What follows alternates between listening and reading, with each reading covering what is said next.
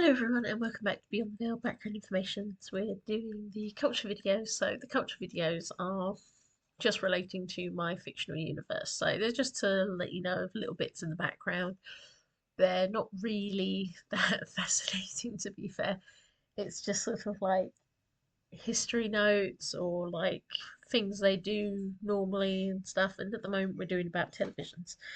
Well, television shows and stuff. So we're doing about game shows and the kind of things that they watch now. So I'll give you a quote from one of the stories where something's mentioned, and then I'll just get straight into it. So let's go.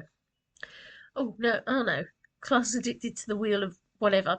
I mean, he said it was big when he was younger, and now he's intrigued that the prizes aren't just speedboats. Quote from Reciprocity. Just like Outside the Veil, the easiest and cheapest kind of show to produce on television and let the time tick by are quiz shows or are game shows.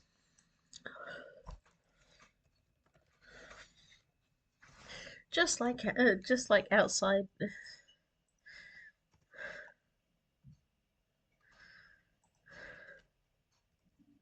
Just like outside, the prize types have changed over the years, and the kind of shows have developed. In the Vale, there are strict rules. Demonic and magic items are never allowed to be put on offer. There are strict rules to do with cheating, as over the years many beings have tried to use their magical abilities to predict the results. The question, or just simply cheat with coughing. Yeah, they've had that happen too. But in the Vale world, the type of game show is broken up into the following types. So first, there's the quizzes, which are the most popular. Second, there's the physical challenges, which are very popular when it comes to obstacle courses. Third are dating game shows, which are thought to be scripted, and some scandals have shown such a thing. The fourth is cooking ones. They're very popular because they're easy to follow, and some specifically to show how bad people are. And then there's the comedy news, which is very popular and a chance for people to see other opinions on the daily issues, but it's done in the format of a quiz show. But it's basically for comedy and charity, which covers basically a variety of things. But the idea is that it is supposed to raise money and therefore can be any of these sort of game show type things. Amongst the shows, the longest running and one with a version all around the Vale is simply titled 1 to 100. During the game, each contestant gets to run through 100 questions. For the first 30, they can get them wrong and can gain money to take home depending on how many they've scored. And once they get to 30, they get the chance to walk away with what they've earned, which changes depending on the economy, hence it doesn't offer someone to become a millionaire. Once past 30, the questions get to a point where they have only 5 chances to get questions wrong and keep going. Once they get to 50, they are offered to take what they've earned and leave or continue. If they continued on through the remaining 50, they cannot get any wrong and they earn nothing unless they reach 75 when they're offered to give up and take what they've earned already for the last time. The questions vary and get harder with categories varying and different guest presenters per program so that they remain unbiased, although of course sometimes they give away things without realizing it.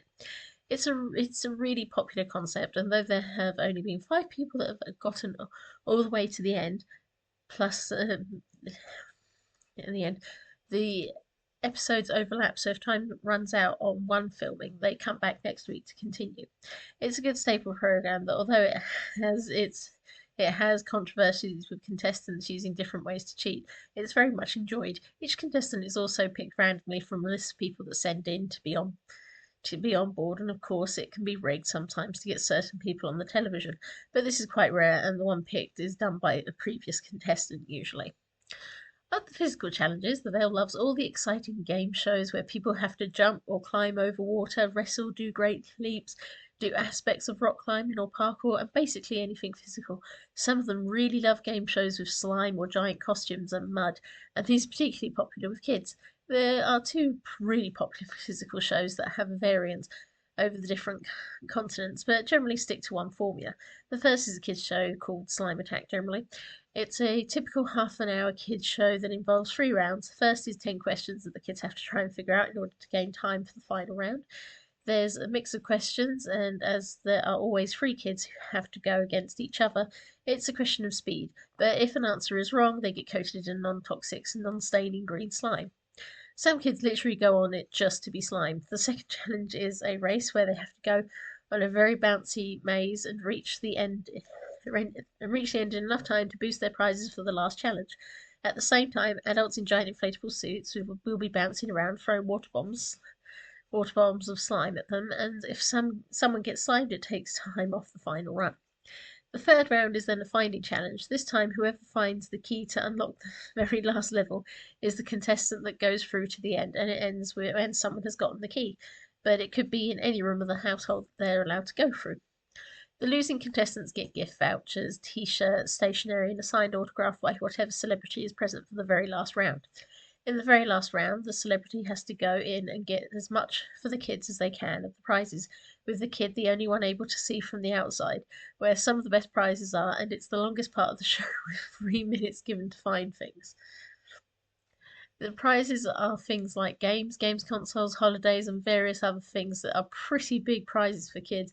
And because celebrities can fumble and pull out the wrong prizes, as there are booby prizes like giant inflatable fish, it can be really funny. Not to mention, all three contestants then get to throw slime onto the celebrity and the presenters at the end, so everyone gets slimed. The second most popular show is more adult, and though there is prize money at the end, there is more to the skill the adult show. Started in America as a sort of fitness craze, it became even more popular when fun version for teenagers was invented that included wackier rounds. Eventually, it was picked up by the television networks and called Elimination. It's an hour long each episode, and there are 4 difficult obstacle courses. The first one seems easy enough with a lot of climbing and bouncing, and trying to just get to the end in the fastest time to move on to the next round. There are often many that make it through, as the time they have to go against is 3 minutes, and the average person finishes the assault course in about 5. So even if it's easy looking, time catches people out. The next round is difficult as it involves not falling into water, but you are sprayed at and have to jump from float to float. Some floats even sink as soon as you step on them, and at some point you're on a wall getting hit by a spray of water, not to mention on a rope ladder above the water. This one is purely on who doesn't fall in the water and is the one everyone loves to watch. The third round is very difficult. It's all done on climbing frames suspended above the floor and requires the use of upper body strength, rock climbing know-how, let alone an understanding of someone's strength. And in this one, you have to have at least hit the midway marker, which is very awkward, and most have to kick it in order to survive the final round. It's only ever had 5 contestants actually complete this course. The final round is all about intelligence, as the contestant is shown the prize at the top and a selection of different routes to get to it. One involves climbing but is quite steep. One involves being hosed and having foam balls thrown at you, but is the straightforward path, although the path itself is a running stream. And the third route is a twisting path on a rope bridge that can suddenly snap in different junctions or that has no beams at some points, so you have to climb over it. There is also one final layer that stumps people just before they reach the end. They have to throw a beanbag through a hoop onto a small red square in order to deactivate a flame ball in front of the prize money. Oh, this is 3 minutes. Is supposed to be 3 minutes long, and though every fourth show there is a total winner, this last point is usually where everyone gets stuck. But there are lots of simple ones that are just about participation, not to mention celebrity ones, and physical game shows are always popular. Dating game shows vary and have come under fire recently for some of them being incredibly scripted and others choosing actors to pretend to be normal people so all the contestants look glamorous. A lot of them used to fall under the same thing of hiding behind a screen, asking questions to get to know them, and then choosing and going on a film date, which could end up being ridiculous. The more scripted shows would often make there be stupid moments like fights in restaurants or boyfriends turning up to argue, and though popular for a while, it ended up in a nasty scandal with a winning contestant in a confrontation that was rigged and finding out that the single person they were trying to date was actually married, which led to one of the biggest shows at the time, which was simply called Last Chance Romance, to be pulled off the air completely. Now, the most common dating show isn't really a game show so much as just one of the cutest things people can watch on television, although they are still categorised as game shows.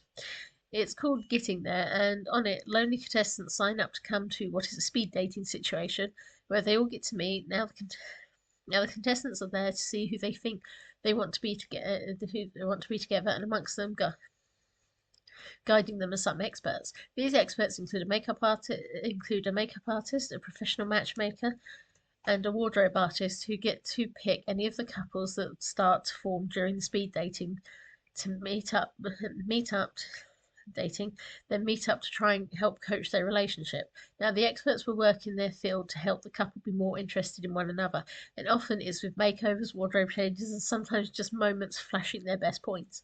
Now, the couple has the chance to agree with the experts and date the way they've been shown, or just to go freestyle. If they go freestyle and they end up with either a kiss or going on a second date, then the television company makes an agreement that should the pair decide to get married, the company will pay for the entire wedding. If they go on the date by the experts and it goes well, the company pays for the honeymoon only. And if they do either and it all goes wrong, the company recoups the money, recoups them the money spent on coming and dating as well as for a 2 day holiday to get over it. It's not completely popular for the game aspect that has the audience often arguing with the experts, insisting they're wrong, and there is nothing wrong with the couple. But it's actually the honest and sweet moments that can happen that draw people in. Sometimes some of the nicest and normalest interactions, from being shy to spilling a drink to laughing over something silly, can happen, and it can really make people happy and comfortable with their own setup. But some other dating games focus on what people are attracted to, and some notoriously the one titled Opposite Attractions, pausing different species, often with prey species, to be together just for the drama, with neither contestant allowed to tell the other what they are. This one has caused a lot of controversy and been called out regularly on the racism towards werewolves in it. Cooking game shows are the best. They're the cheapest, and the audience can get involved too. One of the most popular of all is not a professional baking or cooking series, but an absolutely ridiculous one called Total Fail, in which one professional baker, one master chocolatier, one celebrity, and the presenter have to eat whatever is made by the contestants, no matter what. The contestants create projects on a timer with full instructions and all the help they could ask for, except for 3 different issues. The first is that these people are not professional and thereby tend to make some of the ugliest things possible. Their family has specifically voted them in because of their projects. And thirdly, the middle round they have to do in their veil form, which can mean seeing a werewolf trying to fill a piping bag, a snake trying to mix, and a demon trying not to drop parts of itself into the food. The 4 judges have to watch and pray they'll be fine, but thankfully are protected by magic spells that stop them keeling over or getting sick. And well, the nightmare fuel created can be so hilarious audience members are even given waterproof blankets to sit on in case they wet themselves laughing. Of course, there are the professional cooking game shows, and the ones about people that hate cooking. One of the most stuck up, though, was one that was thought to be done initially as a charity thing, but became so much about the 2 professional judges hating and arguing with each other that it's ended up, if you're not semi-professional, the amount of aggression shown by both judges in it is pointless.